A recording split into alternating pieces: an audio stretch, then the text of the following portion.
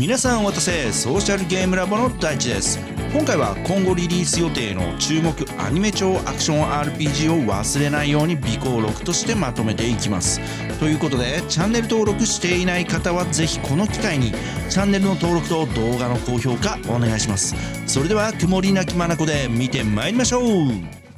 シャルゲームラボ。最初に紹介するタイトルは Breakers Unlock the World。リリース日は未定、ジャンルはアニメーション RPG、開発はビッグゲームスタジオズ、プラットフォームは iOS、Android、PC、開発は韓国のビッグゲームスタジオズ。7つの大罪や黒い砂漠に関わったベテランスタッフが集結していて、クオリティは折り紙付き、アニメのような感動をゲームでというコンセプトのもと、日本のクリエイターも参加している日韓共同プロジェクト。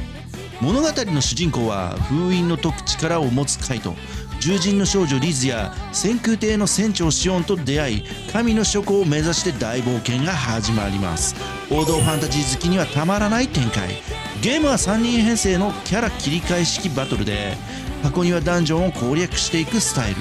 V 破壊やマルチプレイ対応とアクション性もしっかりあって、まるでハンティングゲームのような手応え。登場キャラも魅力たっぷりで声優発表が待ち遠しい。個人的にはリズの声がバッチリハマっていて良きですね。さてここからはこれまでの情報公開の流れをざっくり振り返りつつ、最新情報をお伝えします。まず2023年9月、初映像が公開され TGS にも初出展。アニメ調の映像と圧巻のブースで大きな注目を集めました。11月には韓国の G スターにも出展し、プレイヤブルキャラや操作性がさらに進化。2024年5月には角川と資本提携、続けて NC ソフトとの提携が8月に発表されて、一気にグローバル展開への道が開けた感じ。もう安心して期待できる布陣が整いました。そして2024年9月の TGS では戦闘システムがよりパワーアップして再登場。ソロとマルチのボス戦 CU も好評で、リリースへの期待がさらに高まりました。そしてついに来ました。2025年4月、ニコニコ超会議に出展決定。角川パワー炸裂。そして超会議の出展内容はこちら。ババーン。巨大モンスターグラビルタスに挑むアトラクション型イベント。実況付きで盛り上がること間違いなし。参加は無料です。私有体験ブースも設置。ブラッシュアップされた最新ビルドで遊べるチャンス。人気コスプレイヤーも登場。シオン役には月野桃さん、バール役には雪野奈々さん、ヘレン役にはコナミと優香さんがブースを華やかに彩ってくれます。さらに4月26日14時からは特別生配信も決定。視聴 URL は概要欄をチェックしてください。ということで僕も現地に参加予定でしっかり体験してきますので、後日またレポート動画で紹介します。なお今後のスケジュール予想としては、4月の超会議以降に新情報公開、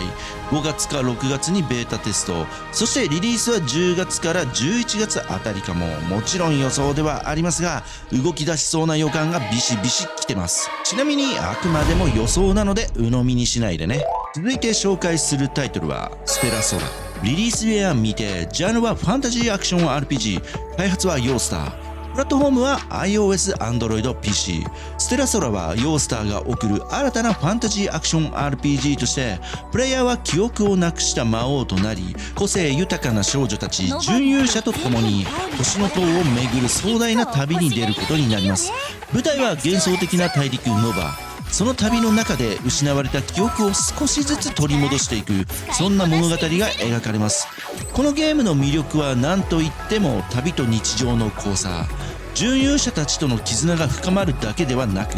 彼女たちとの何気ない日常会話や交流も楽しめる。冒険と癒し、その両方が味わえる RPG になっています。ゲームシステムとしては綺麗な 2.5D グラフィック、爽快感のあるバトルシーン、そしてスマホと PC のクロスプレイにも対応。プレイ環境を選ばずどこでも気楽に楽しめる設計になっています。2024年12月には第1回ベータテストも実施されていて、すでにプレイしたユーザーからは画風は清掃で交換、アニメ PV の雰囲気が最高といったポジティブな声や、特にローグライク要素やキャラ同士の掛け合いが良い意味で昔ながらのゲームの楽しさを思い出させてくれるという反響が多かったようです。ただし気になる点としては、キャラの頭身バランス、戦闘 UI のチュートリアル不足、近接キャラがちょっと扱いづらいなど改善要望の声も多数出ており、この辺りは今後のブラッシュアップに期待したいところですね。 SNS やレビューではブルーアーカイブっぽい雰囲気が好き、可愛い女の子だけの世界観が最高というファンの声が続々。その一方でもっと男性キャラや初太キャラも出してというユーザーの要望もあるなど、期待と課題の両方が見えてきています。とはいえまだまだ開発中のステラソラ、今のところは賛否両論という感じですが、それだけ注目されている証拠でもあり、今後の展開にも注目ですね。続いてはアラド戦記オーバーキル。リリース日は未定、ジャンルはアクション RPG、 開発はネクソン子会社のネオプレイ、プラットフォームは iOS、Android、PC。アラド戦記は2005年に誕生し、世界で8億人以上のプレイヤーを魅了してきたタイトル。そのスピンオフとして登場する新作アクション RPG がアラド戦記オーバーキル。開発エンジンはアンリアルエンジン4で、原作の魅力はそのままにより迫力のある 3D アクションへと進化しています。ゲームの舞台は原作の世界観を引き継ぎつつも、ゼリアの死を回避するために過去へ戻るというタイムリープを軸に新たなストーリーが展開されます。シナリオ中にはプレイヤーの選択によって展開が変わる分岐要素もあり、何度もプレイしたくなる仕掛けが満載。ストーリー演出は全てインゲーム 3D で表現され、原作ファンも納得のドラマチックな展開が味わえます。戦闘は原作の横スクロール型のアクションを踏襲しつつ、操作性は8方向に強化。マップの広がりや敵の動きに合わせてより自由度の高いアクションが可能になりました。スキル演出もド派手で、カットインや連続コンボがバトルを盛り上げてくれます。特にウェポンマスターやネンマスターといった原作おなじみのキャラたちが美麗なモデリングで動き回る姿はファンにはたまらないポイントです。韓国の G スター2024ではついに私有出展が実現。シナリオモードとボス挑戦型のエリートダンジョンモードが公開され、ユーザーからは原作の手応えをしっかり感じられる、コンボの爽快感が気持ちいいと高評価。一方でヒット感やエフェクトの重みがもう少し欲しいという声もあり、今後の改善に期待が集まっています。ファンの間ではアラド 2.0 とも呼ばれ、過去作としっかり差別化しつつも根本的なアクションの気持ちよさはそのまま。アラド戦記モバイルとの違いも明確で、単なる移植ではなくまさに次世代のアラドを感じさせる内容です。リリース日は現時点で未定ですが、開発は順調に進行中で、今後のアップデートやテスト展開、そして正式リリースに向けた動きが非常に楽しみなタイトルです。原作ファンもアラドを知らない新規ユーザーもこのオーバーキルは注目して損なしの一本。新たな時代のアクション RPG として今後の情報をぜひチェックしてみてください。ソーシャルゲームラボ。続いて紹介するタイトルはデュエットナイトアビス。リリース日は未定。ジャンルは高自由度ファンタジーアドベンチャー RPG。開発はヒーローエンターテインメント傘下のパンスタジオ。プラットフォームは iOS、Android、PC。本作は高自由度な戦闘と重厚なストーリーが魅力のファンタジーアクション RPG。通称はデナービ。魔法と機械が共存する世界を舞台に、2人の主人公の視点から描かれる二面性ストーリーと360度移動可能な立体アクションが楽しめる新作タイトル。ジャンプやスライディングを組み合わせたパルクール要素、全キャラ全武器装備可能というカスタマイズ性の高さも大きな魅力。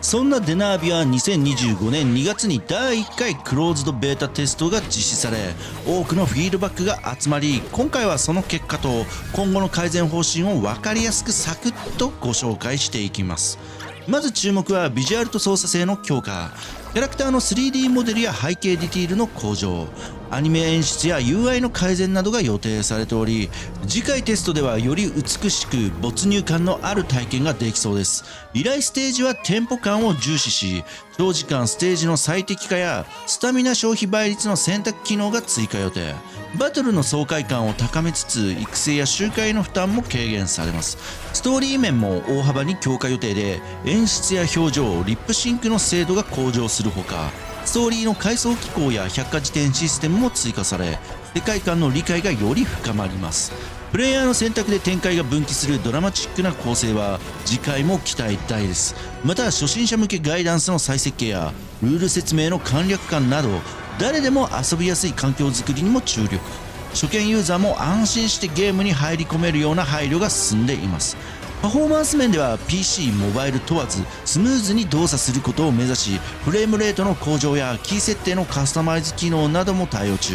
CBT1 で見つかったラグやフリーズへの対策も進められています。さらに新武器、新キャラ、謎めいた新エリア、曜日ごとの特別な挑戦コンテンツも準備中とのことで、次回テストはかなり盛り上がりそうです。最後にプロジェクトチームからは、私たちがまた会えるその日を心より楽しみにしています。CBT1 を通して明確になった改善点はすでに次のステップに向けて動き出していますとのことです。ブラッシュアップされた新生デナービに期待しつつ続報を待ちたいと思います。続いて紹介するタイトルはブラックビーコン。リリース日はグローバル版2025年4月10日、中国版2025年4月28日、日本版韓国版はリリース日未定。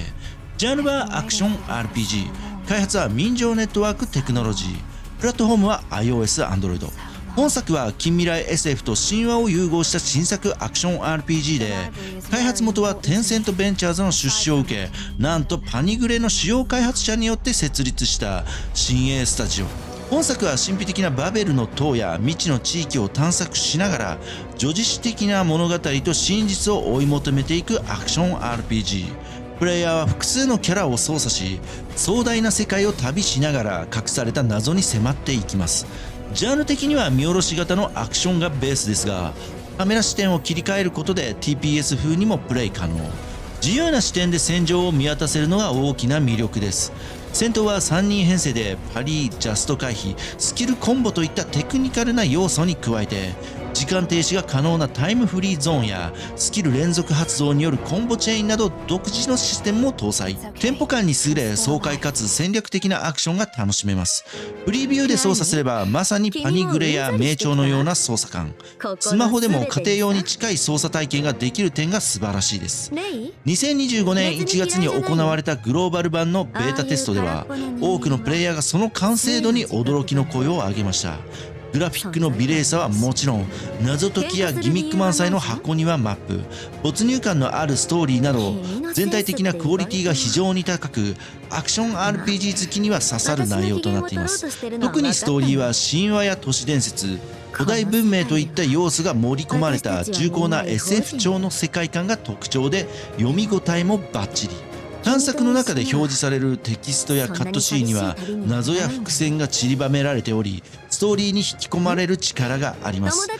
次はグローバル版を実際にプレイしてみたので簡単にレビューしていきます。先にベータテスト版を触っていたのですが、今回の正式版でも相変わらずビジュアルの完成度が高いですね。3D モデルは細部までよく作り込まれていて、グラフィック面はかなり満足度高いです。操作性も以前より改善されていて、キャラクターの動きがより滑らかに、体感ですが移動スピードも上がっているように感じました。パリーもベータの時よりやりやすくなっていて、アクションの爽快感が増しています。ただちょっと残念なのが、パリが決められるタイミングや場面がまだ限られていること、それとカメラを三人称視点にしていると一部のステージで強制的に見下ろし視点になっちゃうんですよね。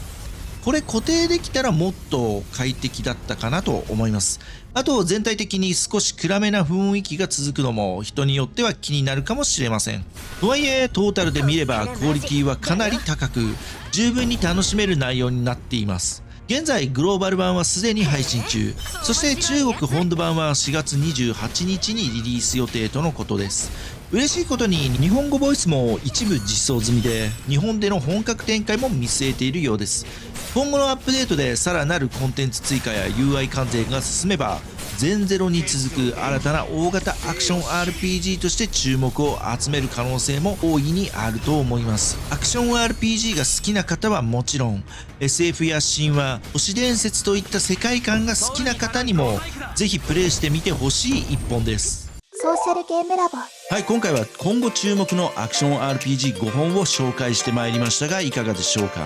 どれもこれも期待度が高く、今からものすごく楽しみですね。個人的には甲乙つけがたく、どれも期待していて楽しみなものばかりです。なのでリリース時期がくれぐれも被らないようお願いします。視聴者兄貴や姉貴にも刺さるタイトルがあればぜひコメントで教えてくださいませ。ということで今回の動画は以上となります。チャンネル登録していないって野暮なやつはいないと思いますが、もしまだならチャンネル登録と動画の高評価ポチッとお願いします。それでは今回はこの辺でご視聴ありがとうございました。次回もお楽しみに。